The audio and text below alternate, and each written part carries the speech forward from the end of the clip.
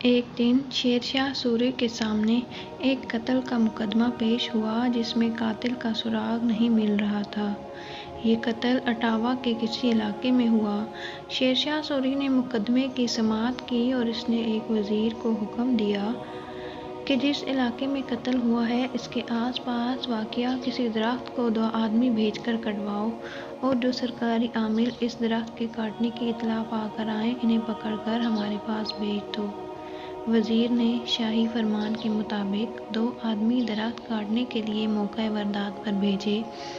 وہ ابھی درخت کاٹ رہے تھے کہ علاقے کے سرکاری عاملوں نے انہیں موقع پر آن پکڑا۔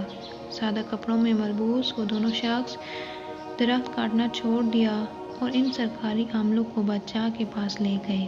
بادشاہ نے ان سے دریافت کیا، تمہیں درخت کٹنے کی خبر تو ہو گئی لیکن انسان کی گردن کٹ گئی اور تم اس سے بے خبر رہے۔ میں اسے تسلیم کرنے کے لیے تیار نہیں۔ 3 دن کے اندر اندر قاتل کو پیش کرو ورنہ سزا میں تم قتل کر دیے جاؤ گے۔ ان کے جسم پر لرزہ طاری ہو گیا اور تیسرے دن کا سورج ابھی طلوع نہ ہوا تھا کہ قاتل شاہی دربار کے دروازے پر زنجیر و سلاسل میں جکڑے ہوئے حاضر تھے۔ عدل و انصاف کی اسی پاسداری کی وجہ سے برصغیر کا ہر دیانتدار مورخ شیر شاہ سوری کا نام ادب سے لیتا ہے۔